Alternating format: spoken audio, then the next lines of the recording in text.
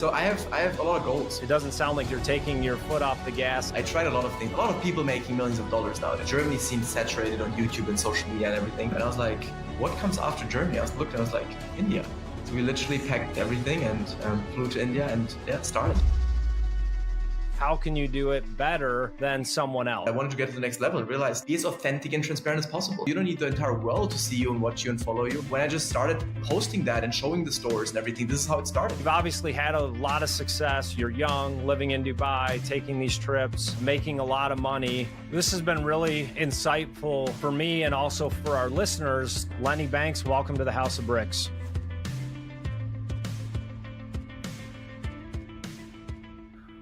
Welcome, everybody, back to another episode of the House of Bricks podcast, where we teach people to use life's experiences for you instead of carrying them with you and letting them weigh you down. And so our podcast has featured NBA athletes, NBA champions, best-in-class entrepreneurs, CEOs, keynote speakers.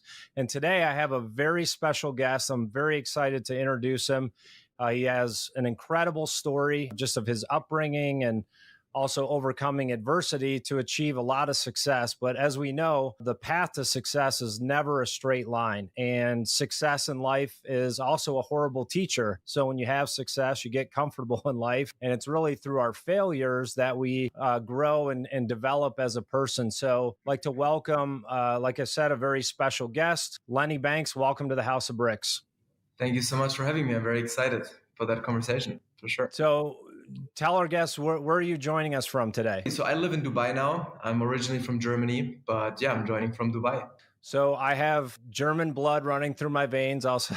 So big fan of the culture and country there. And for some reason, I keep ending up with guests from Dubai. So I have spent some time there. I spent a couple nights at the Burj Al Arab, so a 6-star hotel there. Great introduction to Dubai. No better place to stay. Thank you for joining the show here today. So Lenny, tell us a little bit about yourself. Yeah, so essentially, as you said, I'm an entrepreneur. I'm from Germany. And essentially, I think you mentioned in the very beginning that it's through adversity and it's never a straight line. And it's very funny because when I started my journey, so it was roughly, I think it was 4 years ago that I was still literally completely broke. And by completely broke, I mean, it's not India kind of broke, right? Where you live in slums or something if you're from Germany. But it's, you see the perspective, you see the people around you. And we were the brokest kids in school, so to say, right? Yeah, I started and now I live in Dubai. And in the last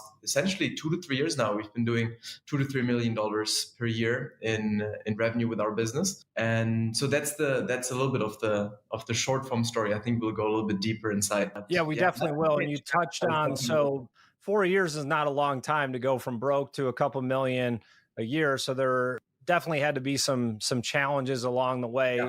You're obviously a younger guy. When you say you were broke growing up, were you going to private school, public school? Tell us a little bit about your family life. I went to normal public school, but I'll explain because it's a very interesting thing, actually. So my parents, before I was born, were actually wealthy. They had a business and were doing quite well. And by quite well, I'm talking they were doing millions in revenue with clothing. And that essentially went bankrupt. And essentially, I lived in a city in German village, so to say, with 11,000 people. And nearly every family had like one person they knew that worked for my father and my father's company. Long story short, and there's also like bankruptcy, articles online and stuff like that about the company. But essentially, the company went bankrupt and he made some financial mistakes. For example, put all his private money into the company and as securities for the loan, etc. And also there, it's a little bit different going bankrupt in Germany versus in the US, for example. In the US, I mean, it's normal. Like what means normal? No one wants to go bankrupt, but it's more accepted. Let's put it this way, right? And in Germany, it's not at all. So my father pretty much started from scratch. And when I mean from scratch, we're not talking, he had, $1 million left or $400,000 left in the bank account or something. But for me, it was the best thing. Like I grew up, I didn't have, the silver spoon. I actually didn't even know how it is like to have money. How it started. And then when I went to school in the beginning, I just realized like, I want to buy something. But my parents tried to never really show me that they were struggling financially, because they never made it back in the last 16 years after the bankruptcy, so to say, or 17, 18. And until my brother and I retired them now a few years ago, that was essentially the indicator where I realized, wait a second, we can't go to vacation. All the other people are going for vacation. We can't, I want to buy some stuff. I can't have the new iPhone and all of these things that came out back then, right, when I was in school. That's kind of the background. So I know as a parent, I have 4 boys, and it's funny. I started with a couple $100 in my pocket, grew it into a multi-million-dollar business. Started out of my apartment when I was 19, and it was like I was too dumb to realize the amount of risk that I was actually taking to Same. Okay, I'm going to take $200 and turn it into $1 million business.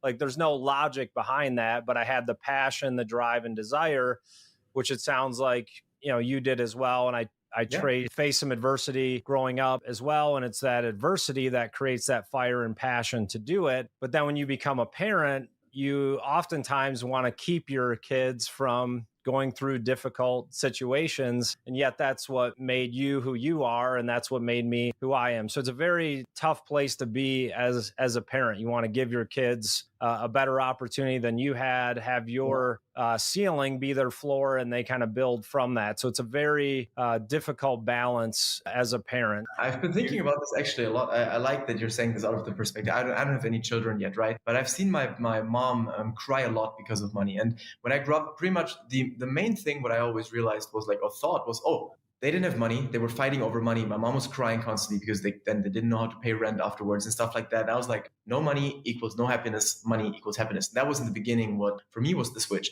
And when you mentioned this, taking the risk, I dropped out literally a week before high school exams and was told my teachers I'm going to become a millionaire in the internet, having no clue what I'm going to do. But I felt like, I saw other people online on social media like yourself and, podcasts and stuff. Back then, podcast wasn't really big, at least not in my realm. But I was like, other people are doing it. I'll figure it out. I'm not stupid, but but I've had that conversation with my brother. I was like, so now, for example, I live in downtown Dubai in a 3-story penthouse. And I was like, my parents, and I'm just 26, what happens the next 10 years? What kind of house will I live then? My children, they will never feel what I felt. And obviously it's good. I don't want my wife to cry because of money, right? Money problems. But on the other side, I don't cry for other reasons. I promise you, they'll find something. They'll always find a reason, right? Yeah. Just kidding, Vanessa.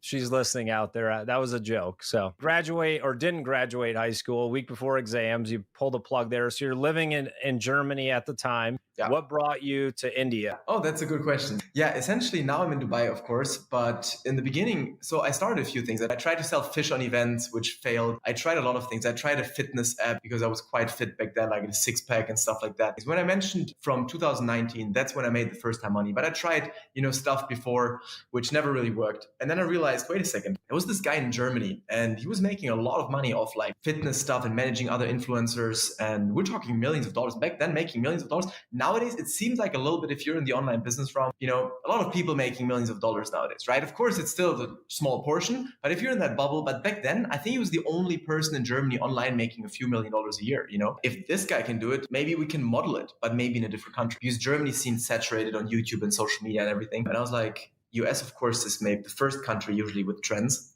And Europe and Germany comes. And I was like, what comes after Germany? I looked and I was like, India. So we literally packed everything and flew to India and started. Just took massive, imperfect, and as you mentioned before, stupid action. Stupid. We were literally so naive. And that's, in my opinion, the first lesson.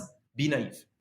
If you're not naive in the very, very beginning, later on, don't be naive. But starting out, you have to be naive, in my opinion. I think it's your biggest strength. Most people are just way too realistic, because if you're realistic about how hard it's going to be, of course, then you'll not start. But I thought I'm going to be a billionaire in 4 years from starting. I literally thought so. I was like, that's going to be child's play, And of course, it's bullshit, right? But it got me started. Yeah.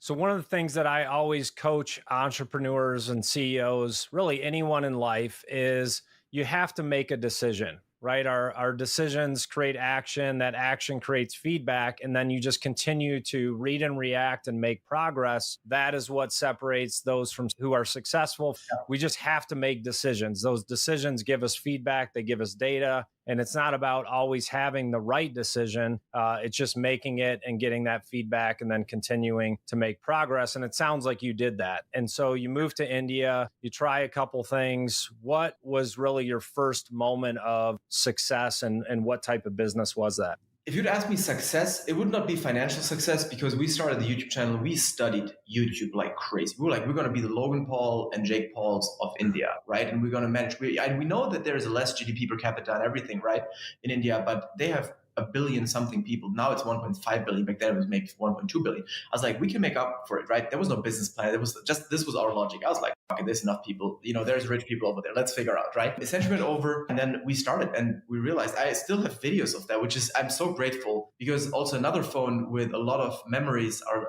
it's unfortunately gone, but I still have a lot of memories left, where we uploaded the first YouTube videos and nothing happened. The first few views, just our parents were like, maybe it's not as easy as we thought, right?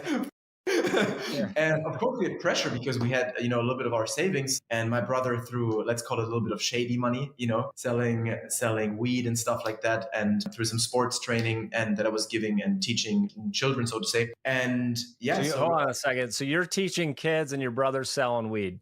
It was very different paths. Love the creativity and diversity of that. But, the entrepreneurship got us together, actually. We were not close. And now we're like the same person. Like we're literally like twins, closer than twins. And before we were very different. Yeah. Is he older than you or younger, or what's the age difference? 4 years. He's older, 4 years. He's older. Okay. So what's it like? Are you 50-50 partners in your business ventures, or? On everything. So everything we do is literally 50-50. So for me and also my brother, so family overall, we're a small family, so to say. We of course have cousins and stuff, but we have zero contact to them. It's literally my brother, me, my mother, and my father, and so it's like my money is his money and my money is my parents' money. I don't care. Like I retired them. I also posted it literally yesterday. There's a lot of people in my age that put so much value, specifically on social media. And I'm not saying mine is better or something. It's for me, my value. But I literally put 400 or 500 grand into my parents' freedom, health, longevity stuff, sending them to the best doctors in Munich, in Germany, etc., just to live longer, be healthier, testosterone replacement therapies, etc. Right? So yeah, that's so 50-50 now, everything with my brother, and yeah. So you start the YouTube channel. What was the next business after that? Well, it took 1.5 years or so. We pushed it to like 600,000 subscribers. Yeah, like daily uploading, just pounding, not missed a single day for 480 days or something, or 500 days. And it was editing and shooting. It was daily vlogs. It was often at like day and night. And then we realized, hey, actually the Daryl Eves contacted us. He's now the algorithm manager of Mr. Beast, the biggest YouTuber in the world. And he was like, you guys have serious potential. Come to the US. You're not making any money in India. And we're like, cool, but we don't have money to come to the US. So we're like, we need money. And then we was like, okay, coming to LA, because LA was the hub back then where all the YouTubers were. So we were like, okay, what do we need? And we were like, maybe $50,000. We're like, okay, 50 grand is enough to fly over and be safe for some time. So we made the math with the YouTube channel. Back then we were like $500, because most people were like, that's impossible. We had like 50 million views. I literally checked it. And those 1.5, 2 years, we earned $8,000 over all the views. Like it was crazy. And then that's how I stumbled into online business. I was like, this doesn't add up to the 50 grand. It's going to take forever, right? Even if we monetize 10 times better, etc. Yeah. And then I realized there's dropshipping, agency, and trading. And I decided in the beginning for dropshipping. And so you ended up moving to LA for a time, or you didn't do that? Okay. I didn't make the money, right? And then we started the online business back then, dropshipping in e-com stores. That was the first one, maybe 4 months, no success. And then that started picking up just every single day, like launching new stores and stuff. And then we realized, wait a second, maybe it's not meant to be a YouTuber. And then we got into, so to say, entrepreneurship, online entrepreneurship. And what is your current business now? So now I'm quite big on Instagram. I've a little bit shy of 300,000 followers there, which of course turned into a business as well, where I just document everything that I'm doing, and I'm trading. That's where I transitioned into now. So I started with dropshipping, did this for a few months until I realized it's too much headache with customer support, too little margin, where it would have required a much better operation with warehouse and stuff like that, and better shipping times, etc. Then I started partnering, it's very similar to affiliate marketing, with a retired math teacher my mom knew, and I essentially started selling her math course and just used all the marketing knowledge we knew from dropshipping. Made like $160,000 in the first 4 months selling her course, and it was even better than affiliate marketing, because she didn't want to partner with us. She essentially sold us the rights for like $1,000 for the course. And we just said, Instagram and Facebook is what we're doing. You can keep doing Pinterest. And I was like, who the hell does use Pinterest anyway? And then it transitioned into posting those successes on Instagram. My friend actually convinced me to do it, because I'm not a very big Instagrammer actually. And showing my life and everything. But then people liked seeing a young person running a business, having profits and lifestyle and traveling and stuff like that. And then this turned into a coaching business. How do you do the same thing what I do? Now I transitioned to trading because I realized there's a lot of money in this as well. And I lost a lot of in the last crypto bull run because I had no clue what I'm doing. You with along with a lot of people. So what I'm seeing here is something I also teach entrepreneurs, and for our listeners out there, you have to try a lot of different things. And there's always patterns in business that whatever industry you're in, my businesses have been in healthcare, direct marketing, mobile technology, sales coaching, and there's different patterns in business, regardless of the industry, that are the same that you can recognize and create opportunity. And it looks like you've been able to do that in different industries. Now you've locked into trading. Do you have an online course that people purchase, or are they just following you on Instagram? How are you monetizing your current business? So essentially, I told you that I was doing between 2 to 3 million a year with my coaching business on Instagram. That was when I started, actually, I think it was 2020. End of 2020, I think it started. Yeah. And then now I stopped it because the trading picked up very, very well, and just did trading for it and just share what I'm doing, share my profits and everything. But now the thing is, if you have a large following, I need to see, because there's a lot of this audience also out there. I don't know if it's your audience, but a lot of people are like, oh, if someone really makes money with trading, do they then need to coach? If someone really makes money with this, do they need to coach? I don't want to call it easy money, but it's just, see, if you have an audience of 300,000 followers, and I get every single day right now, like I kid you not, I even posted it also. If I do a workshop or something, I just get 1,000+ registrations in like 2 days. And then so many people just asking, hey, can I learn from you? Can I pay you 20 grand? Can I pay you 30 grand? Can I pay you 10 grand? Right? And then of course you're like, hey, you know what? Why not? Sure, let's open up a coaching. Do I have a few hours a week? So yeah, right now it's not available, not yet, but maybe when people are listening in a week or two or so, we're launching it very soon. So yeah. And is it live coaching? Are you doing one-on-one? Have you created a course? Is it group coaching? Yeah, it's going to be essentially one-on-one is not possible at this scale right now. My time is unfortunately not as scalable, but it's going to be live 100%, and there's also going to be a course. Yeah. So meaning that we just do live trades and recaps and look at the trades and show exactly why would I set a trade now, and then how does it play out. Listening to you talk, it sounds like you have a very strong mindset now, and I know that's developed over time through different failures and successes. Take us back to one of your darkest moments as an entrepreneur, just feeling the fear, the anxiety, because I know our audience is a lot of business people. They could be just starting a business. They could be midstream in their business, maybe trying to exit. But at any point in business, you're always faced with those mindset challenges.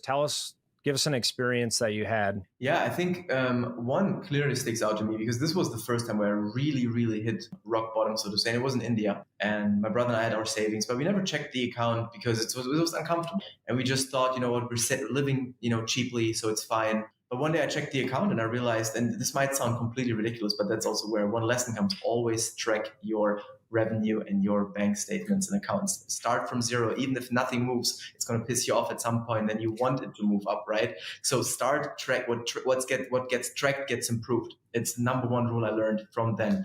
And I checked the bank account. We had like $70 left, my brother and I combined, and we were in Mumbai, in India, right? Living for free actually at that point, because my mother actually met a very lovely lady that had an apartment there and was not living there. She was traveling. Checked the bank account, and literally it was like $70. And literally the same day she called and was like, oh, you have to leave the apartment because my mother, so the grandmother, so to say, came to live there. And I was like, oh, when? And she's like, in 2 days. And I was like, I have $70 left in Mumbai. You can't like really live for European or American standard for $70 in Mumbai. Like, it's not possible. And it's a pretty expensive city, actually, specifically living. I called my father up and was like, hey, Dad, could you borrow me some money? Like, how much money do you have left? And that was also the time where I knew they were really struggling as well. And he told me, after this month's rent, there is no money left. That's it. And then he just has to earn more money again with the business, and then that's going to pay for the next rent. And like, there was no money he could send me. And that was a moment where I realized, like, I really let them down. And I was like, not only that I really let them down, I was like, what am I going to do? If I'm in Germany, I'm going to call up a friend. I was like, you know what? I'm going to sleep on your couch. My mom's basement, my mom's room, whatever you call it.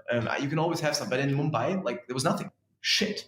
I remember I listened to Grant Cardone's book back then, and he literally just said, whatever situation you're in right now, it's absolutely your fault and no one else's. And he just went pounded on this. And because I went back then in the kitchen, I listened to it, and I remember it as if it was yesterday. It was like, it's your responsibility. You could have done more sales calls. You could have pounded harder. You could have been better at the skill you're at, etc., and just already made sales, right? And not be in the situation. And I realized I And back then the pollution also, I think it's an important fact because pollution in Mumbai was through the roof. I didn't get any good air. I was eating very cheap shit food constantly. And I felt horrible. And this was the first time, and I'm usually a very happy, very positive person, where I felt like I wish like I would just like go. Like I have no freaking solution for that. I was like, I'm going to be homeless in Mumbai. Like there were stories that everyone knows in Mumbai that, rats are biting your toes off of little children that are homeless because, you're sleeping on the streets and there are 1,000 rats per freaking street, and there's many stories of children getting the little toe bitten off, etc. And I was like, that can't happen. So we took this, that was the worst moment I've ever had in my life, for sure. And then we took the sleeper bus from Mumbai to Goa. Goa's at the beach. We were like, we'd rather sleep at the beach. We heard that there's some hippies sleeping there at the beach. And looking back, it's like, oh, that's such an exciting story, amazing. But in that moment, you don't know whether you make it out, whether or not or so. But yeah, I think that was the toughest. We kept pushing and pushing. The driving force behind my podcast is I've been exactly where you were multiple times. And it's hearing someone else's story where they were in a similar situation that really inspires them and gives them some hope. So it's accepting that personal responsibility. And then you just started to take action. So transitioning to your current business with the digital landscape in coaching, trading, it's a very crowded space and there's a lot of gimmicks out there. People just trying to collect a check for an online course or follow my trading system. And they do half the trades for one group of people, right? And they work out and half the trade for another group. And you're going to have 50% of your clients are happy and 50% lose their money. So how have you been able to differentiate yourself as a coach, as an influencer, where people actually believe in what you're doing, what you're promoting? And then the second question is, how have you been able to be successful as a trader? Because you're fighting against institutions of billions and billions of dollars, teams of thousands of analysts. How are you by yourself or with your brother in your apartment able to actually make money in the market? So I'll go with the first question first. And I think the easiest answer to that is just I was doing the thing that I was teaching first successfully. So I was doing with dropshipping. I had, months where I was doing 300,000 euros in revenue. Still, I was like, oh, the margin could have been better. I saw, people selling digital products or doing affiliate marketing having better margin with the same skill. But I had what the people wanted to have, right? And I went through that suffering phase, so to say, of like 4 or 5 months, just not knowing whether it's ever going to work, right? And then I had those results and those stores and those products. Yeah. And I was just able to document this transparently. And I think if what most people struggle with, because you mentioned it's so crowded, and I think nowadays through the internet, everything moves so fast. Every single space that's worth going into is going to be crowded fast. Period. The only thing you can do is just be part of the top 3% at any time. That's in health like that. You have to be the top 3% healthiest people out there. You have to be the top 3% best lovers out there, or even 1%. And in anything, or else you're just going to be the sucker in the room. And the same thing is if you want to build your brand, what can you do? Be as authentic and transparent as possible. Might some people be like, oh, but it's so bad nowadays. Everything is so, intransparent, and people feel like everything is so crowded and everyone lies. Perfect. Then it's much easier to stick out if you're telling the truth, as simple as that, right? And people are going to see through that. And if some people not, then okay, no, right? But you only need a few people. You don't need the entire world to see you and watch you and follow you. When I just started posting that and showing the stores and everything, this is how it started. And then the first time I launched my coaching, literally the first month, I don't like $30,000 on the first month of launching my coaching. Most people. And that was just what was that a group coaching model? Did you build a course, an online course? How that was a course back then. It was literally a $497 course, and even with payment plan, no coaching involved, nothing. And then I transitioned it to a higher price program with support, literally WhatsApp supported team and everything. And because we realized the client success were just better. But that's how it started out at the beginning. So to answer the question, I think it's great that it's crowded. It just proves that it works, that there's a shit ton of money in the market. But at the end of the day, in anything that you go into, because people always say that, I think this example is amazing.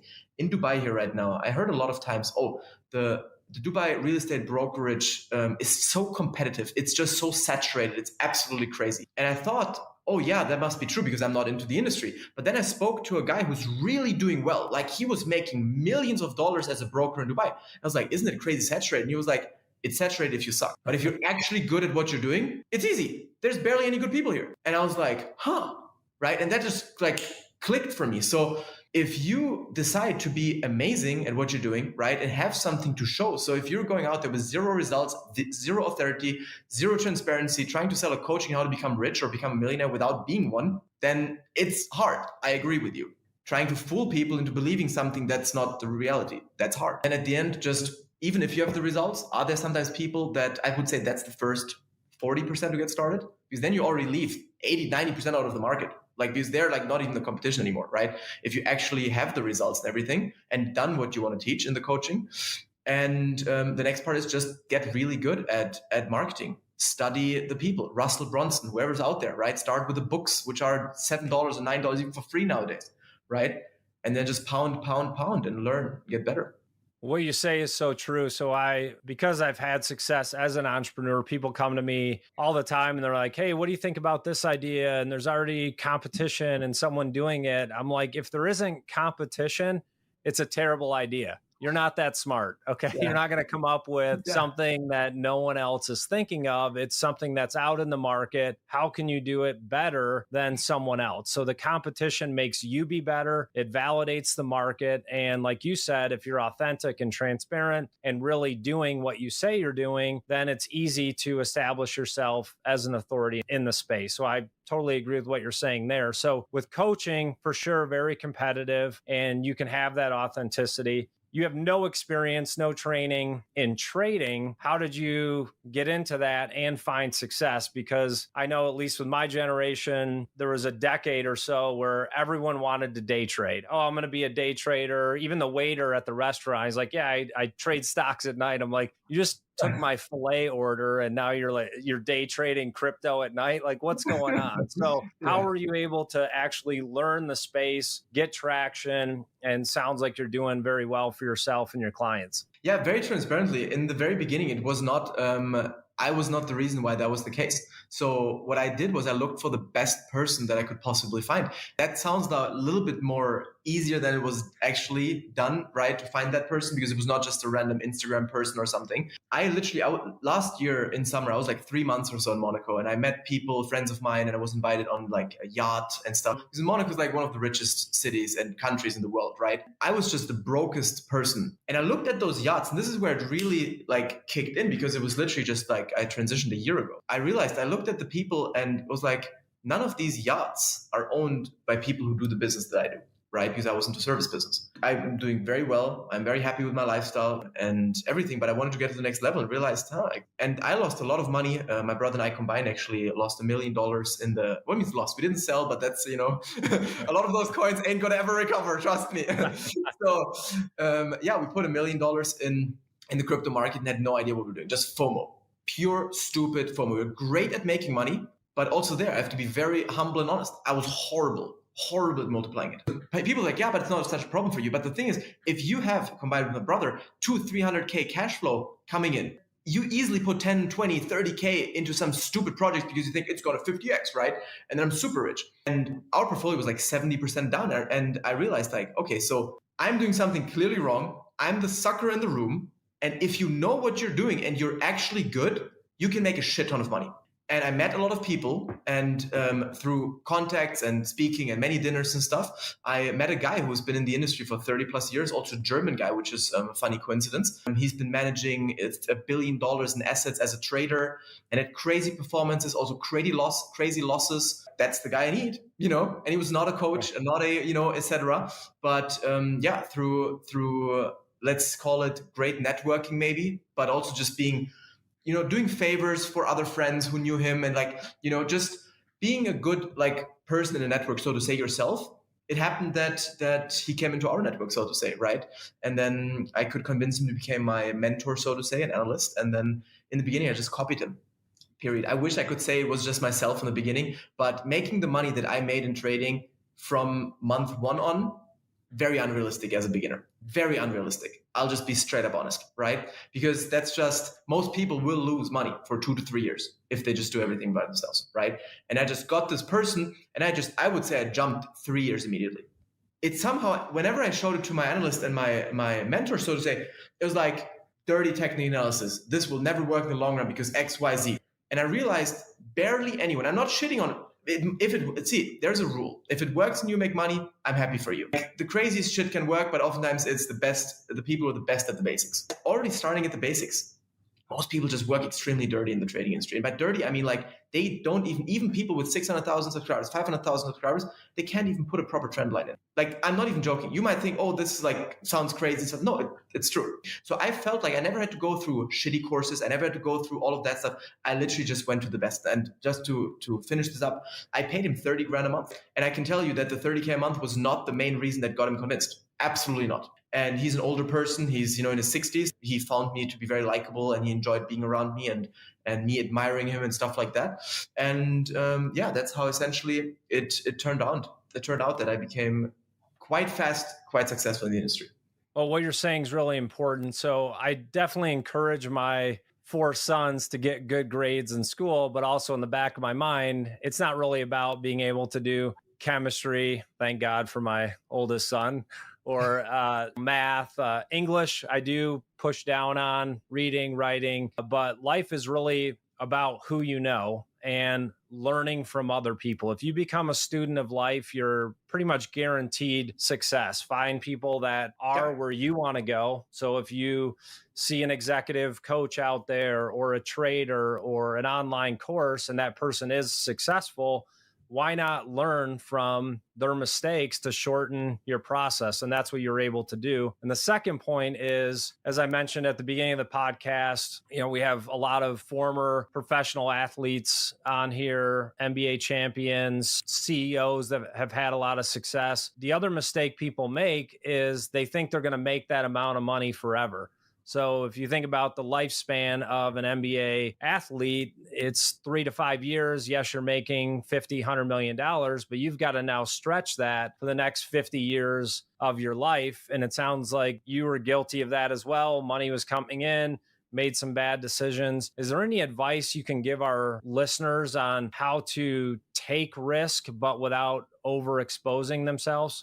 Essentially, life in general, to start with that, I think the most important advice that I got back then was put 20% of what you make just in an emergency fund and let it be 10%. 20% is maybe, if you earn very, very well, put 10% in an account which you just never touch. Let's not call it emergency fund. Let's call it law of attraction fund, right? Because one of the things that I've realized is also that if you have money stacked aside and you're safe, the basic needs, whatever, how long you can live of it, a year, 2 years, etc. after some time, you're in a much better state of mindset, which then results again to you being able to make better decisions because you're more at ease, working out, because things can always go wrong. Right? And it's ignorant to think of yourself that, oh, no, I now made some money. I'm never going to go back, right? So I can spend whatever I make. That's just narcissistic or ignorant. So there's a lot of amazing, smart people who made it, lost it again, made it, lost it again, right?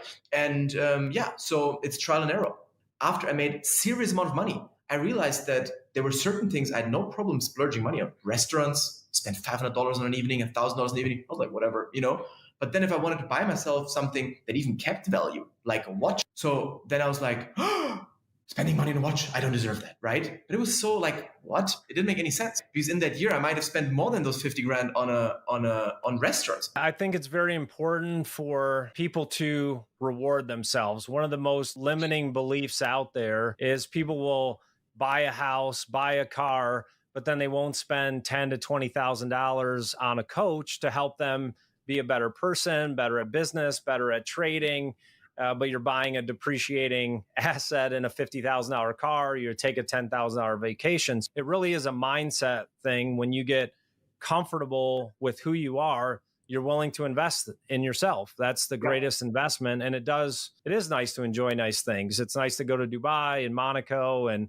go on a yacht. It's not a lifestyle. Well, it is for some people, but I would get bored very, very quick. I like the challenge. I like the grind. You've obviously had a lot of success. You're young, living in Dubai, taking these trips, making a lot of money. What is motivating you to keep going? Like it doesn't sound like you're taking your foot off the gas anytime soon. It's like 38 degrees outside. I'm pounding every single day, like, and working. I realized last summer I had to experience it. I'm 26 years old. Last summer I was 25, and I was like, being in Monaco, spending stupid money, being the brokest person, even though you think you made some money and everything, that's a good lesson, absolutely. But I also realized, as you said, it gets boring. I like routine. I like, waking up at the same time, getting shit done. So I have a lot of goals, right? And yeah, I just keep trying to hit those goals, and whether it's lifestyle goals or just getting on the next level, it's just. This has been really insightful for me and also for our listeners. They can learn from someone that